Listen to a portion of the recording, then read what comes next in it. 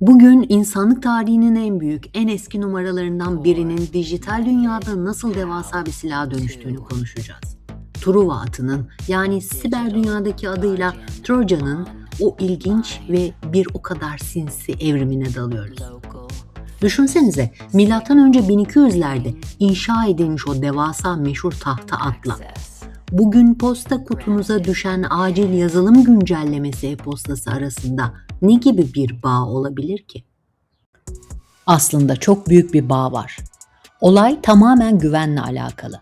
İster antik çağdaki dev bir hediye olsun, ister bugünkü sıradan bir e-posta eklentisi. İkisi de teknik bir açıktan ziyade doğrudan insan psikolojisine, bizim o tuzağa düşme eğilimimizi kullanıyor. İçeri girmeleri için o kapıyı kendi ellerinizle açmanız gerekiyor. Başka yolları yok. Bir virüs sizi bekler, bir solucan sizi arar. Ama bir Truva atının hiçbirine ihtiyacı yok. Çünkü o kapıyı açmanız için doğrudan sizi ikna eder.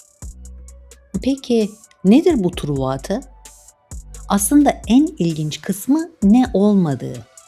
Mesela kendi kendini kopyalayıp ağlarda fırfır dönen bir solucan veya diğer dosyalara bulaşan klasik bir virüs değil bu. Bir Trojan'ın süper gücü diyebiliriz ki tamamen sosyal mühendisliktir. Yasal kaynaktan faydalı bir program, kaçırılmaması gereken bir güncelleme ya da komik bir resim olduğuna sizi inandırması lazım. Sisteminize bir arka kapı açabilmesinin tek ama tek yolu sizin ona bizzat "buyur geç" demenizdir. Takvimleri 1975'e saralım. John Walker adında bir geliştirici, aklınızdaki hayvanı 20 soruda tahmin etmeye çalışan çok tatlı, masum bir oyun yapıyor. Adı Animal. Arkadaşları bayılıyor bu oyuna. Tabii o zamanlar oyunu herkese tek tek kopyalamak zor. Walker da Pyruvate adında küçük bir alt rutin yazıyor. Siz oyunu oynarken bu program arka planda sessiz sedasız oyunu diğer dizinlere kopyalıyor. Ama amacı sadece oyununu paylaşmak. Yani ortada zerre kadar kötü niyet yok. Hatta harika bir fikirdi diyor kendisi. Ama Walker bu iyi niyetli hamlesiyle farkında olmadan o meşhur arka planda gizlice çalışan ve yayılan kod mimarisinin de temelini atmış oluyor ne yazık ki. 1975'teki o masum oyun günlerinden 1990'ların sonuna geldiğimizde işlerin rengi inanılmaz hızlı değişiyor. İlk uzaktan yönetim araçları yani RAD'lar piyasaya çıkıyor. Sonra siber güvenlik dünyasını epey sarsacak olan NetBus geliyor. Hemen ardından da Sub7 ve Back Orifice gibi isimler ortalığı kasıp kavuruyor. Geliştiricilerin kafası o kadar hızlı değişiyor ki hadi bir şaka yapalım düşüncesi bir anda bu sistemi nasıl tamamen ele geçiririm noktasına evriliyor. Mesela NetBus ile Sub7 arasındaki o uçuruma bir bakın. 1998'de çıkan NetBus'ın yaratıcısı Carl Friedrich Nichter, bunun aslında meşru bir araç olduğunu, adının bile İsveççe'de "ağ şakası" anlamına geldiğini söylüyordu. Ne yapıyordu peki bu NetBus derseniz, arkadaşınızın CD-ROM sürücüsünü açıp kapatmak gibi bir açıyor bir kapatıyor, bir açıyor bir kapatıyor. Sinir bozucu ama ufak şakalardı. İlginç bir detay var. Bir yıl sonra çıkan Sub7'ın ismi aslında NetBus'ın tersten yazılmış hali. Ten yerine 7 konmuş yani. Bir nevi rakibine selam çakıyor diyebiliriz ama çok daha tehlikeli bir versiyonuyla.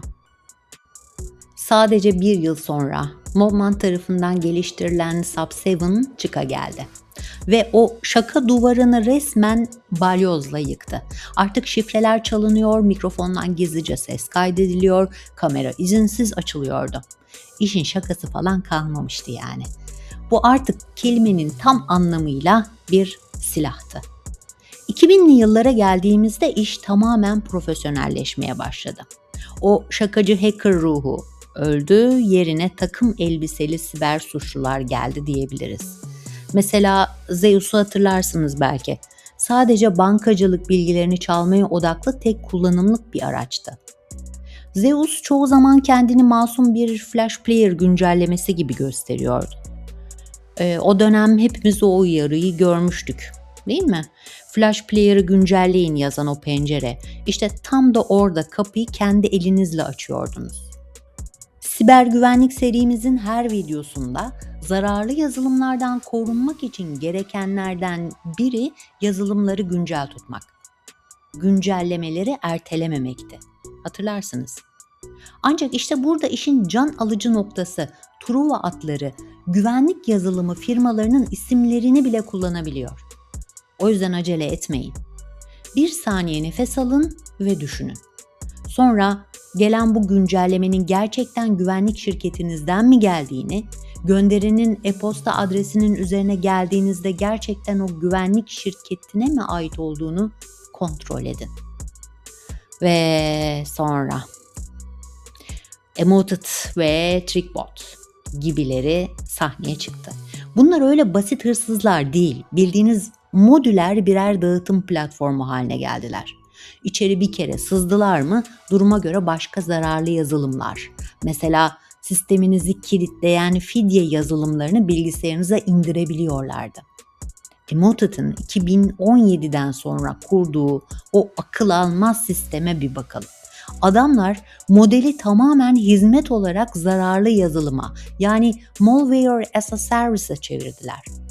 Operatörler çaldıkları 3-5 kuruşla yetinmek yerine o kurdukları devasa botnet ağını, ele geçirdikleri binlerce bilgisayarı diğer suçlulara resmen kiralamaya başladılar. Düşünün, A grubu sadece ilk sızılmayı yapıyor. Sonra gidip o hazır sistemi B grubuna satıyor.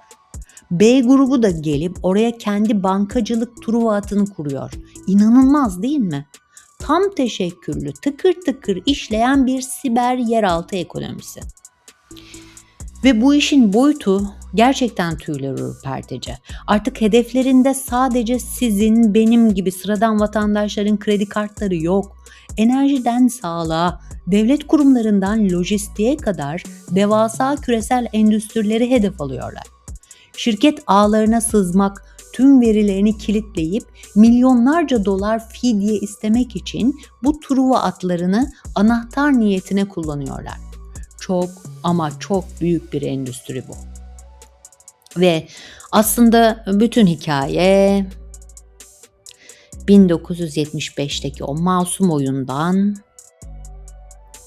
yaklaşık 10 yılda bir aynı numara biraz daha tehlikeli bir versiyonuyla geri döndü. Bugünün milyon dolarlık siber suç ekonomisine kadar 50 yıllık bir tarihsel gelişimden bahsettik. Peki bu işin hukuki boyutu ne alemde? İşte burada karşımıza çok tuhaf bir şey çıkıyor. SODI savunması, SODDI savunması da diyebileceğimiz, yani başkası yaptı taktiği. Truva atı savunması da deniyor buna aynı zamanda. Hatırlayın, Trojan'ın ana özelliği sizden gizlice bilgisayarınızı uzaktan kontrol etmesiydi ya. İşte mahkemede sanıklar tam olarak bu kartı oynuyorlar. Diyorlar ki evet sayın hakim, o yasa dışı dosyalar benim bilgisayarımdan çıkmış olabilir. Ama yemin ederim ben yapmadım. Bilgisayarıma gizlice giren bir Truva atı yaptı. Düşünebiliyor musunuz? Bu durum sadece teknik ekipleri değil, koskoca hukuk sistemini, hakimleri ve avukatları bile bu dijital duruma adapte olmak zorunda bırakıyor. Artık adli incelemelerinin içinde de Truva atları yer alıyor. Toparlamak gerekirse aslında her şey tek bir gerçeğe çıkıyor. Virüsleri, solucanları, anlattığım videolarda da bahsettiğim gibi siber güvenlik dediğimiz şey sadece sağlam antivirüsler kurup duvarları yükseltmek değil, o kapıyı kime açtığınızı çok iyi bilmekle alakalı.